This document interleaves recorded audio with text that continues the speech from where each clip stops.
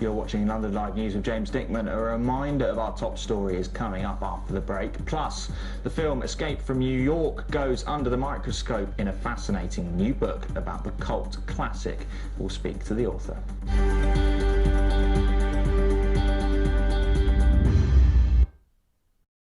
Now, a new book giving fans of the cult classic film Escape from New York a look behind the scenes is being released. It's the third book written by London author John Walsh, and he did so during lockdown. Well, it's coming out alongside a vodcast series too, and Henry has been speaking to John about the book and some lesser-known stories from the movie classic. Basically, it's kind of a lavish making-of book from the film that came out 40 years ago this year. So it's an action-adventure film set in New York when it becomes a walled prison. And it's from the cult director John Carpenter, who people might know from The Thing, Halloween, and Big Trouble in Little China. And sort of since lockdown has started, Henry, I've become like an accidental author. I've been doing one book after another, and this is my third book. I've just started work on a fourth. Well, let's talk about the book that's coming out. Why do you think the film in 1981 became such a cult classic? I think it's probably longevity, because at the time films opened, they closed, and then maybe 2 years later they went on to VHS. But it's that VHS culture. Those people like myself who were at school at the time and rented the tapes are now the people in charge of editorial decision making. And you can see that a lot with other films being remade and Star Wars and Star Trek. It's longevity. So at the time when the film came out, it did reasonably well. It opened here in London and did good business. But because it was an X certificate, which meant you had to be over 18, not many people saw it in cinemas. But on VHS and then later on DVD, now Blu-ray, the film has had a staying power above and beyond what people expected at the time. And this is why now there's a making-of book, the first making-of book in 40 years for this film, which is, for fans of the film, I think quite an extraordinary wait to think you've had to wait that long. So why did you write the book then about the film? Well, I was asked by my publisher Tyson Books what would I like to do as a follow-up to my last book, which was about Flash Gordon, and the 40th anniversary of that, which was in 2020. And previous to that, I'd written a book on the unmade films of Ray Harryhausen. So I think there's been a big resurgence in books during lockdown, and a big resurgence in looking back at recently made films or relatively old films. And so there's an opportunity there. I said to Titan Books, I'd love to do this too.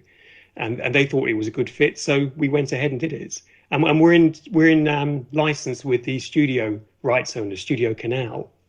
So I think it's vitally important that if you're doing these sorts of books, you want them to be as official as possible and have all the great pictures and posters and photographs from behind the scenes, because you want to tell people the story they didn't know.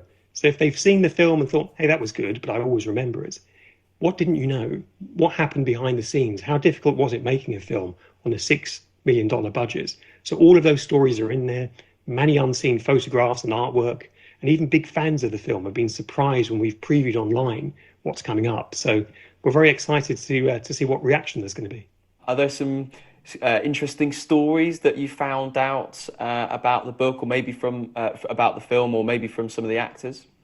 Oh, absolutely. I mean, everything from who was originally going to be cast, how the film was going to be shot, where, for what money, who was involved with special effects. So just this as an example, Henry, we know Kurt Russell as being the star of Escape from New York. He plays the former Marine Snake Plissken, who goes in to save the president within the walled city. Well, originally, the movie studio Avco Embassy, who funded this, they wanted Charles Bronson to play the leading part. Now, of course, Charles Bronson was very successful in the 70s with Michael Winner's Death Wish and lots of other action films. Very fine actor, no question of that. But we can't imagine him as Snake Plissken. And director John Carpenter, who was relatively young at this time, felt that no, it needed to be his choice. Because sometimes if the star is bigger than the director, you can end up with quite an uneven balance of power. And if you go all the way back to the film Spartacus with Kirk Douglas, he was the star of that film, and he had the director essentially fired and replaced with somebody else. And so I think John felt it was his biggest budget to date, $6 million.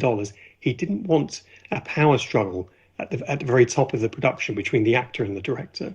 And up until that point, Kurt Russell had been known mostly as either a child star or a romantic lead. So it was quite a risk to put him in an action role. And And you're also releasing a vodcast series as well. That's right. For my last few books on Harryhausen and on Flash Gordon, there was so much information that I couldn't get in because what's that line in Jaws? We need a bigger boat. I need a bigger book. These books are over 200 pages. They're incredibly lavish, but there's always more information you can get in, whether it's from the fans or more detailed discussions about deleted scenes and what could have been. So the vodcast series is simply called Escape from New York, the official story of the film vodcast, which is quite the mouthful.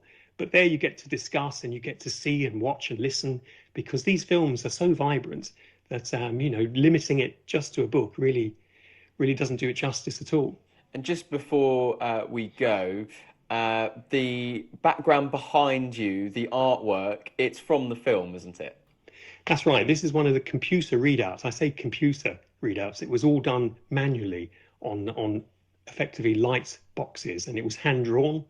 So this was created by a man called John Walsh, not to be confused with me, John Walsh. And these sort of vector graphics are what introduced the film. And they show basically the Manhattan skyline behind me and how it becomes a walled prison and how that actually works. And within the film, you see different renderings of computer graphics, which we could easily do now on our phones, on our smartphones. But at the time, it was painstaking, hand-drawn. But it holds up well today. There you go. John's book is out next Monday.